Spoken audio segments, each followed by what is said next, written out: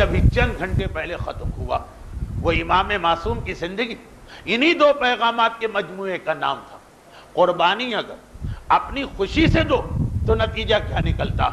کربلا کی قربانی حسین نے دی اور اس قربانی کے فوائد ملت تک سید سجاد نے پہنچائے۔ حسین قربانی دے کے گئے، لیکن اب اس کربلا کا فائدہ وہ سید الساجدین کی امامت میں لوگوں کے سامنے آ رہا۔ خوشی سے قربانی دی جائے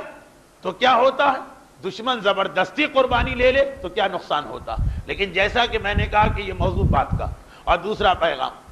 ہم اور آپ ذرا سے وہ حالات جو پچھلے سال بنے تھے، دروس بند ہوئے،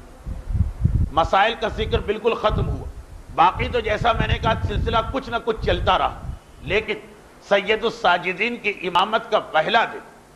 بلکہ یہ کہا جائے کہ پہلا گھنٹہ ہی اس پیغام کے ساتھ آیا کہ سب سے پہلا فرمان جو معصوم کی جانب سے جاری ہوا۔ ایک چیز یہ بھی چیک کی جاتی ہے نا کہ فلاں صاحب صدر بنے، صدر بننے کے بعد انہوں نے پہلا حکم کیا جاری کیا،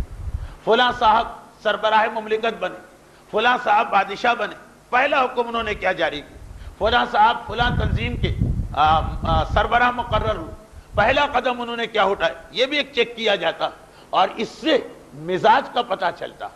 عام طور پہ مزاج کا پتہ اس سے چلتا کہ جی وہ فلاں صدر نے حلف اٹھایا اور پہلا قانون یہ جاری کیا، اس سے لگا کہ یہ پہلوں کے مقابلے میں ذرا بہتر،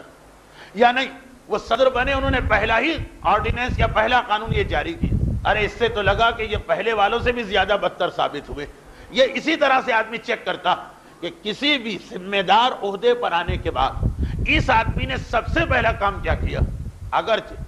نہ عقلاً یہ کوئی اصول ہے کسی کو جانچنے کا، اور نہ ہی تجربے میں یہ چیز صحیح نکلتی ہے ہمیشہ، لیکن بہرحال پھر بھی ایک چیکنگ کی جاتی کہ فلاں صاحب تو اتنے کرپٹ کہ پہلے دن ہی انہوں نے جو سب سے پہلا کام کیا وہ اپنے دوست کو 2 کروڑ کا فائدہ پہنچایا۔ اندازہ کریں کہ آگے کیا ہونے والا مثلا۔ اب یہ دیکھنا کہ سید الساجدین جن کی ولادت کا دن ابھی ختم ہوا، چند گھنٹے ہوئے ہوں، امامت سب سے پہلا قدم کیا تھا، سب سے پہلا جملہ کیا تھا؟ ہر ایک کو معلوم، جب منزل امامت پر سید الساجدین فائز ہو تو غشی کے عالم میں، اور سب سے پہلا جملہ جو اس امام معصوم کی زبان سے صادر ہوا وہ ایک فقہی مسئلے کا جواب تھا۔ سب سے پہلا جملہ جو چوتھے امام کی زبان سے صادر ہو رہا وہ وہی فقہ تھی کہ جس سے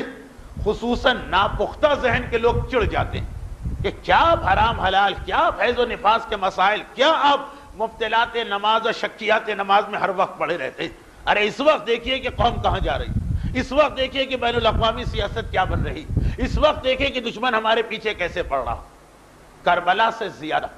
دنیا کی کسی قوم پر، بلکہ ایک عجیب جملہ اپنے اعتبار سے کہوں، کربلا سے زیادہ بحران اور کرائسس کا دور نہ دنیا کی کسی قوم پر آیا، نہ اللہ کے کسی نبی پر آیا، اور نہ ہی 12 اماموں میں سے کسی امام پر آیا۔ خود 12 اماموں میں سے بھی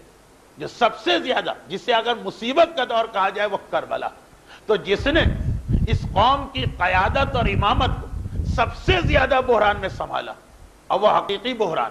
ہم تو بطور محاورہ کہتے ہیں کہ اس وقت آگ لگی ہے ہمارے گھروں، وہاں واقعاً آگ لگی تھی، خیمے جل رہے تھے۔ ہم تو بطور محاورہ کہتے ہیں کہ جی ابھی ہم اپنے بچوں کے لاشیں اٹھا رہے ہیں، وہاں واقعاً سارے گھرانے کے لاشیں پڑے تھے۔ ہم تو بطور محاورہ کہتے ہیں کہ ابھی ہم اپنی قوم کی عزت یعنی عورتوں کی عزت بچا رہے ہیں، وہاں واقعاً عورتوں کی چادر چھن رہی۔ یعنی سارے خالی محاورے نہیں، حقیقی بحران،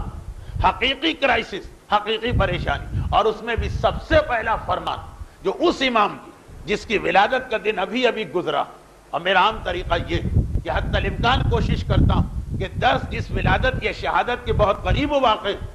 موضوع درس کا رہے لیکن اس امام کا ذکر ضرور، واقعاً جسے کہا جائے آنکھ کے درمیان، واقعاً جسے کہا جائے کہ گھر کی خواتین کے اس امتحان کے درمیان، واقعاً جسے کہا جائے بچوں کے لاشے کے درمیان، وہ بھی سب سے پہلا جملہ، نہ کسی آیہ قرآنی کی تفسیر، نہ کسی حدیث کا تاریخی پس منظر، نہ کوئی فلسفیانہ یا منطقیانہ مسئلے کا حل،